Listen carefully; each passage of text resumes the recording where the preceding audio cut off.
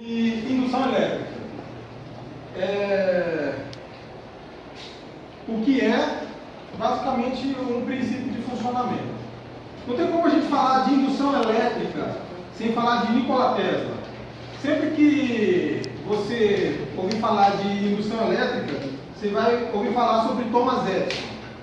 Mas Thomas Edison foi quase um precursor da história da energia elétrica como a gente conhece hoje. Nikola Tesla, ele nasceu na Croácia em 1931.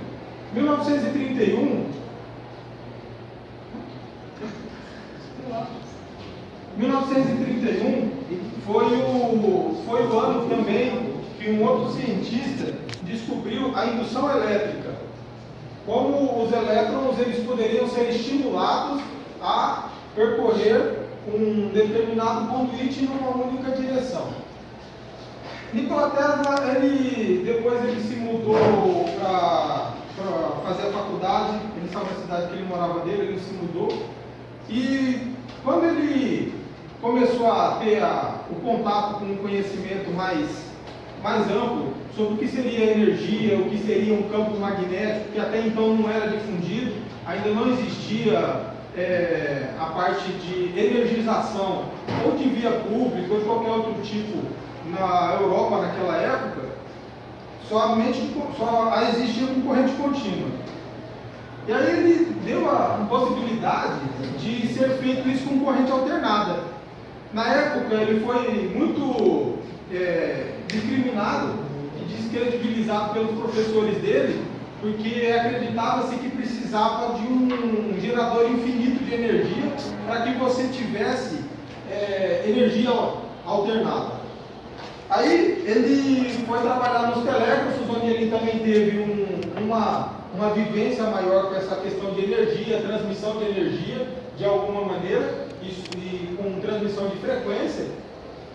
E por não ter esse apoio que ele tanto queria, ele foi para os Estados Unidos.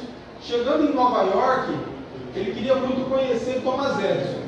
Na época, Nova York era a primeira cidade do mundo que tinha energia elétrica cabeada, só que era energia contínua. Como ainda estava no começo, ainda tinha muitos problemas com energia contínua. Os cavalos que passavam na rua com ferradura levavam choque por causa disso, ainda estava meio bagunçado o negócio. E aí, Thomas Edison estava com alguns problemas nessa transmissão de energia contínua. E ele até oferecia, na época, $50 mil para quem conseguisse ajudar ele a resolver os problemas que ele tinha com a corrente contínua. Nikola Tesla se propôs a ajudar ele, e aí, resolvendo um dos problemas depois, foi ir lá para receber o cascalho de Thomas Edison e viu que era só uma brincadeira, que ele tinha sido enganado. Nisso ele ficou muito puto, abriu uma oficina perto lá e começou a desenvolver alguma coisa que ele já tinha em mente. Uma vez ele estava andando num parque, ele viu que no entardecer o sol, ele formava tipo uma aura em volta. E foi onde ele teve a ideia de campo magnético. Há alguns anos atrás, o mesmo cientista que tinha desenvolvido a questão de corrente elétrica falou a respeito de campo magnético. E aí ele percebeu que se você tivesse um campo magnético e pudesse energizar polos alternadamente, esse campo magnético podia girar um motor ou induzir um campo que girasse alguma coisa. Foi quando ele teve a ideia de um motor elétrico. Só que, como fazer um motor elétrico se você tem corrente alternada, se você não tinha corrente alternada? Nessa época, então, ele montou no laboratório dele uma história aqui, um projeto que tanto gerava energia elétrica, como um motor que funcionasse a essa energia. Inclusive, esse projeto de geração de energia alternada, esse projeto de um motor que gerasse energia alternada, é o mesmo projeto usado até hoje nas nossas usinas hidrelétricas. E foi mudado pouca coisa do que ele fez na época para o que é usado até hoje. Na época, então, foi instituído tipo uma guerra das correntes. historicamente é conhecido como a Guerra das Correntes. Porque Thomas Edison, que já era renomado naquela época, defendia a corrente contínua e criticava a corrente alternada. Thomas Edison, como ele ganhava muito dinheiro na época com isso, que é coisa de milhões mesmo, de dólares na época, ele e o pessoal dele, da empresa, da Thomas Electric Company, não era... só pegar... foi Edison Machine Works, a primeira dele. Eles eletrocutavam animais na rua com energia elétrica na corrente alternada, para falar para a população que a corrente alternada era uma coisa que podia matar. E é para tentar tirar o crédito de Tesla da corrente alternada. Só que eles tinham muitos problemas nisso. Numa convenção que teve, Tesla conseguiu botar a ideia dele em funcionamento, ia ter uma convenção mundial sobre novidade tecnológica e essas coisas, para a época, e Thomas Edison tinha pedido $1 milhão para energizar com corrente contínua todo o pavilhão, iluminação, aparelhagem que fosse rodar, e Nikola Tesla, com a empresa que ele tinha fundado, com o fundador dele, e ofereceu um preço bem menor para fazer o serviço, e nessa reunião ele conseguiu mostrar várias utilidades da corrente elétrica, e foi a primeira vez que se usou o neon. Ele usou a corrente alternada para energizar lâmpadas que não tinham sido vistas ainda, que eram lâmpadas com cores diferentes, que no caso do neon, e vários outros tipos de lâmpada incandescente, que na época era novidade, e a rotação de um motor em corrente alternada, que foi o precursor, na verdade, de toda a Revolução Industrial. E foi depois dessa descoberta de Nikola Tesla, que foi, na verdade, pré-guerra, que tudo começou a desenvolver. Então, tudo que começou depois, desde do que a gente tem hoje, de ultrassom, iluminação, transmissão de rádio e TV, tudo partiu de Nikola Tesla. Porque a partir do momento que ele conseguiu que o mundo visse ele com essa ideia de tudo que podia ser feito com a corrente alternada, ele teve recurso financeiro, patrocínio financeiro para chegar a novas pesquisas. E aí ele começou, com a propagação de campo magnético, fazer pesquisas sobre propagação de sinais de rádio, de sinais de frequência que podiam ser emitidos e recebidos em longas distâncias. Na época, Marconi, que foi a pessoa que teoricamente descobriu as ondas de rádio, usou 17 patentes dele, de Nikola Tesla, para fazer o rádio que ele fez. Na verdade, não era nem um rádio, era só um emissor de pulso que podia ser emitido com uma frequência detectável, que ele emitiu de um lado do oceano dos Estados Unidos e recebeu lá na Europa. Inclusive, ele até recebeu um prêmio Nobel, que foi até muito contestado, porque ele, para fazer esse equipamento, usou, e por ter usado 17 patentes do Tesla para produzir esse emissor de sinal, Tesla foi reivindicar, mas ele, digamos, era bem antissocial para a época. A maior parte dos estudiosos da época eram bem excêntricos. E aí ele não tinha muito tato para resolver as coisas, e na época nem muito dinheiro, porque ele começou a se envolver em pesquisas não muito lucrativas e acabou gastando um pouco da fortuna que tinha, um bom tanto, na verdade. Em 1915,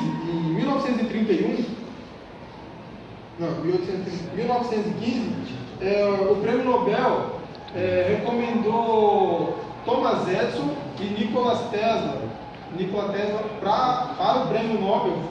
Só que Tesla ele se recusou a dividir o prêmio com uma pessoa que tinha tentado atrapalhar muito o desenvolvimento da tecnologia até aquele momento. E então o prêmio Nobel ele foi dado ao Dr. Williams, que tinham desenvolvido também a partir dos projetos de Tesla o ultrassom e a propagação em alta frequência para raio-x e outras funções da medicina.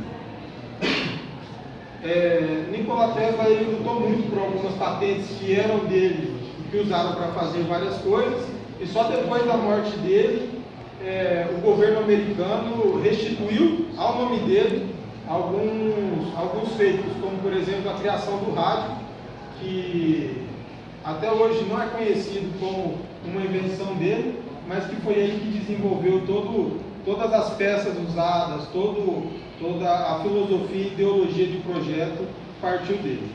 E aí essa introdução a respeito da geração de campo elétrico, a transformação de campo elétrico em campo eletromagnético.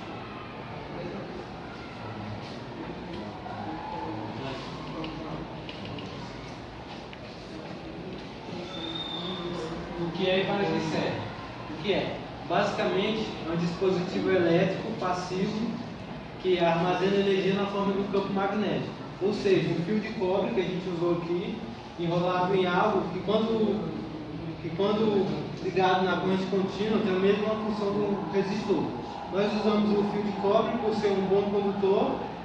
Poderíamos ter usado o ouro, mas ninguém tinha o capital, porque o ouro é o melhor condutor. Para que serve? Bem nos primórdios, as bobinas e os transformadores foram usados para rádios transmissores. Hoje em dia nós usamos nas lâmpadas fluorescentes, ventiladores, liquidificador, radioterapia. Basicamente isso.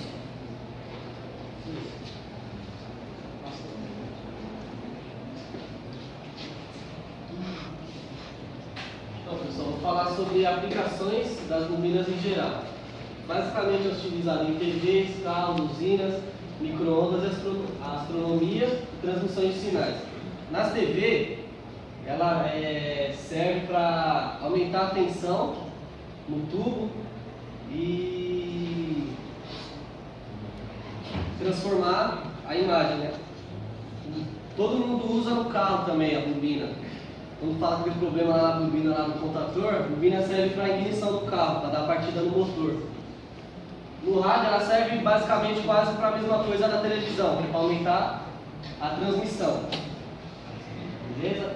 E na usina hidrelétrica, ela é utilizada bastante para aumentar a tensão nos transmissores e nas turbinas.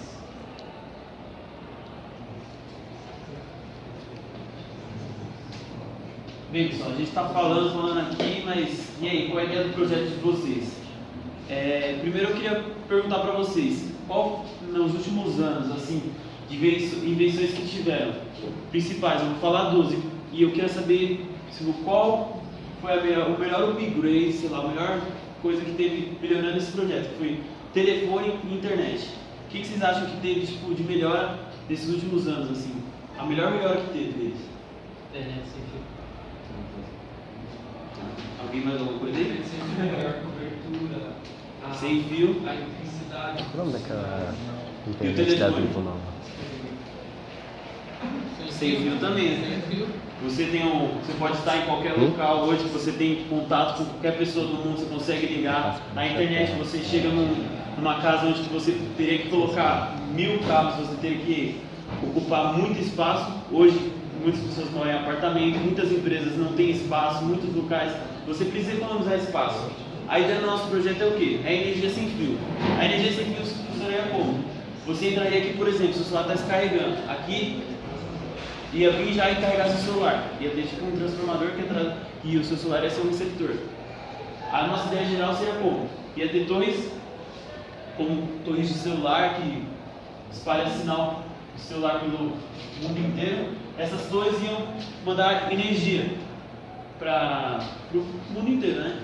E, por exemplo, num prédio, no topo do prédio ia ter um receptor, esse receptor ia transmitir para o prédio inteiro. E você na sua casa ia precisar ligar as coisas sem tomada, tipo, sem nada. Essa é a nossa ideia básica e geral. Por exemplo, como pode colocar aqui no exemplo aqui. Tá bom?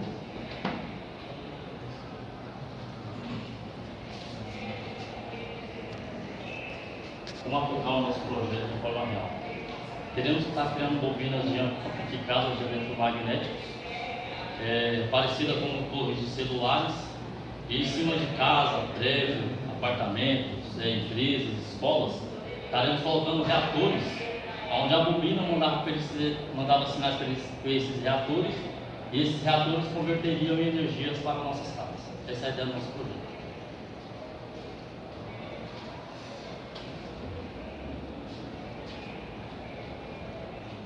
Vou falar dos materiais que usamos na nossa beleza.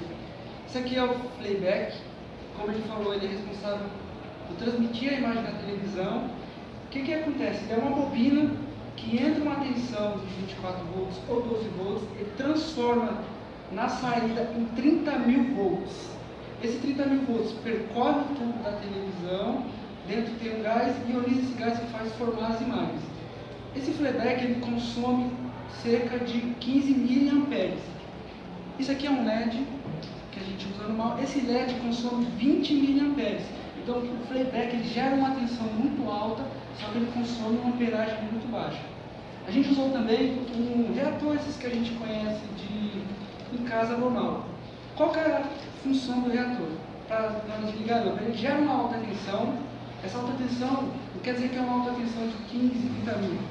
Em caso de 110 volts, na hora que você liga a lâmpada, ele gera uma tensão de 160 volts, aquece o filamento e acende o filamento. Depois, ele retorna uma tensão de 95 volts. O que acontece? Ele é como se fosse também um limitador de tensão. Se ele mantesse 110 volts sempre, quando você ligasse a sua lâmpada, ela ia explodir. A gente usou também capacitores.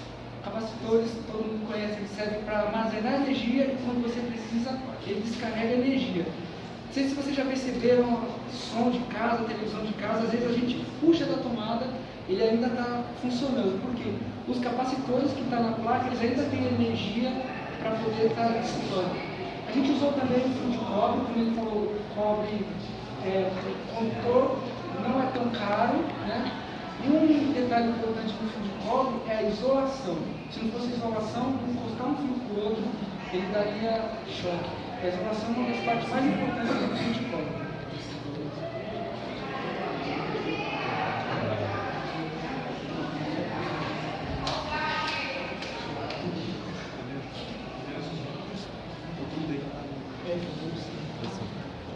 Curiosidades, um detalhe que já existe essa tecnologia.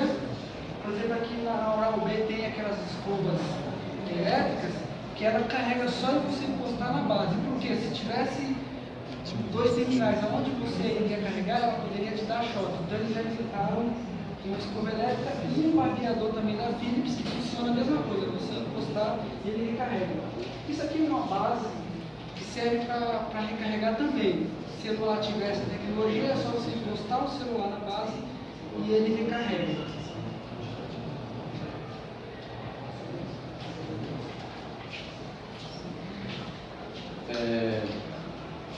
Falar um pouco sobre o funcionamento, frequência e a diferença que muita gente não sabe, é a diferença de campo magnético, que é o campo do ímã, e o campo eletromagnético, que é o campo que se usa geralmente nessas bobinas para criar amplificação, que é o que os caras falam aqui da transmissão de energia, que é assim que vai funcionar. Eu vou pular esse vídeo aqui para o funcionamento da nossa bobina. Olha aqui, o esquema básico da bobina de Tesla é esse, a bobina de Tesla. Da nossa bobina a gente teve que adaptar bastante para ela sair de certa forma com baixo custo e tem uma funcionalidade legal. A bobina de Tesla geralmente ela usa um transformador de neon, que no caso seria isso daqui, uma entrada comum, igual a nossa usa e tal, um descarregador que seria uma centelha e um banco de capacitores. No caso, a gente adaptou o banco de capacitores para o reator, que ele falou, e o transformador a gente usou o flyback. Na bobina primária, e ela é com um rolamento de fio mais espesso e ela não pode encostar na bobina secundária, para caso que ela ocorra por meio de energização do campo eletromagnético. O que acontece na nossa bobina é esse esquema aqui, esse esquema aqui. O nosso terra, no caso, ele seria esse outro eletrodo aqui, que é um eletrodo de contato. A nossa bobina, que é a bobina de descarga, seria esta daqui. E essa daqui, a bobina do meio, é uma bobina de amplificação de campo magnético. O que a gente fez para adaptar o projeto de Tesla, dividimos em 3 partes para uma bobina de frequência e uma de campo eletromagnético, de amplificação de campo eletromagnético, para que ocorra a descarga. A descarga, que é aquela faísca, na realidade é eletricidade de alta frequência. A gente entrou com a baixa carga e a bobina fez o trabalho de amplificar essa alta frequência. Eu vou dar um exemplo básico aqui de como isso funciona. Se você tem uma mangueira na sua casa, a mangueira não tem bico, se você ligar lá na torneira, a água vai sair ali com uma determinada força. Se você ligar um bico na mangueira, vai diminuir a corrente de água que está passando por dentro dela e vai sair com mais pressão. É o que acontece na bobina. É isso que acontece. Basicamente, a gente vai diminuir o fluxo de elétrons que estão passando por dentro dos cabos de cobre. A gente diminui a corrente, assim a gente consegue amplificar a tensão para que ela saia numa frequência alta. A frequência que essa bobina aqui está liberando é de aproximadamente uns 250 kV. É o suficiente para matar uma pessoa. Agora eu vou falar um pouquinho aqui sobre diferença de campo magnético e campo eletromagnético, que muita gente não sabe o que é, mas basicamente é isso. Isso é um ímã e isso é a bobina. Se a bobina está desligada ali, ela não está produzindo campo eletromagnético nenhum. Precisa entrar com a baixa carga ali para que ela amplifique. Isso daqui é a amplificação do campo. Eu estou entrando, o núcleo dela é de ar, tipo, dentro dela não tem nada. Então, como o núcleo é de ar, o campo eletromagnético ele é livre para trabalhar lá dentro e se expandir. E é o que está acontecendo aqui. No ímã, ele atrai materiais magnéticos, né? Geralmente todo mundo está em cima aqui. Ele funciona assim, na atração dele. O que o ímã faz? Ele atrai o que é junto a ele. Ele atrai o que tem carga positiva a ele. Tanto é que se você colocar os dois lados de um ímã, os dois mesmos lados, um apontado para o outro, eles vão se repelir. Na bobina de Tesla, o campo é diferente de campo, a diferença do campo eletromagnético e magnético é isso. A gente não está produzindo campo eletromagnético. Se a gente colocar um ferro aqui, o máximo que vai acontecer é você tomar um choque. Ele não vai atrair nada. O campo eletromagnético ele se amplifica e se amplifica e se amplifica em forma de pulso. Sabe? Ele vai liberando frequência, liberando frequência de campo. Ele vai se amplificando. Ele vai fazendo assim. Ó. Aqui vamos colocar a bobina. Ele vai se abrindo, e se abrindo, e se abrindo, e se abrindo. Se você tiver capacitância o suficiente para manter esse campo, a gente não pode deixar a nossa bobina ligada há muito tempo, porque a gente não conseguiu montar um banco de capacitor que aguentasse o suficiente para manter o campo. Mas se a gente conseguisse manter o campo aberto muito tempo, conseguisse segurar, esse campo ia se amplificar. E literalmente a sua casa podia receber energia sem fio, igual o outro falou ali. Funcionaria assim, o que ele falou? É desse modo que funcionaria. Você construiria bobinas, não bobinas de alta frequência. Essa bobina aqui de alta frequência, no caso, ela ficaria numa espécie de usina, porque ela produziria energia para uma bobina de amplificação de campo eletromagnético. E serviria para amplificar o campo, expandir ele e a pessoa utilizar a energia sem fio. Aí, a frequência que é utilizada aqui é a mesma frequência de rádio. A frequência dessa bobina aqui é a mesma frequência de rádio. A gente está produzindo ali uns 60 Hz de frequência, suficiente para dar uma boa interferência. Mas, igual eu falei, ele no caso ficaria numa usina só, mandando energia para a bobina amplificadora de campo. Deixa eu voltar aqui. Agora aqui, no nosso esquema, a gente teve que fazer uma adaptação. Por quê? A rigidez elétrica do ar, o ar, ele até determinado ponto, ele é isolante. Ele não conduz eletricidade para ser isolante. O que acontece? Na rigidez elétrica do ar é de 32 kV por centímetro cúbico. 32 kV já é uma alta tensão. Se você conseguir quebrar essa barreira de 32 kV, ele vai conduzir a energia através do ar. O ar se torna um condutor natural. Ele vai ionizar qualquer partícula que tem no ar. Aqui tem hidrogênio, nitrogênio, oxigênio, todo mundo sabe. Qualquer partícula que esteja passando por aqui, ele ioniza e energiza. Agora, da hora, o que a gente vai fazer? Muita gente pode estar com dúvida, mas a gente vai fazer uma demonstração do funcionamento dessa bobina. Você pode apagar as luzes, poderia?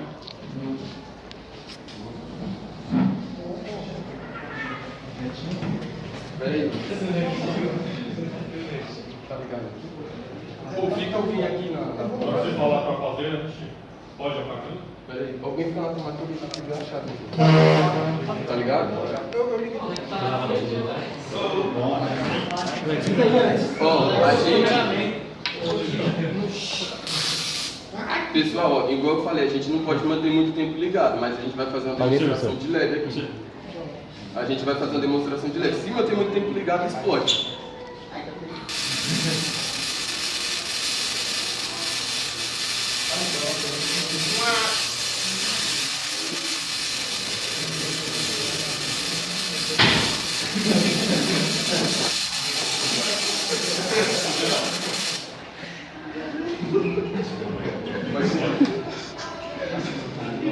Então, não tive muito tempo para falar, mas basicamente vocês viram aí o que acontece. Essa é. A gente conseguiu quebrar a rede desse elétrico. Foi isso que a gente fez. Calma aí.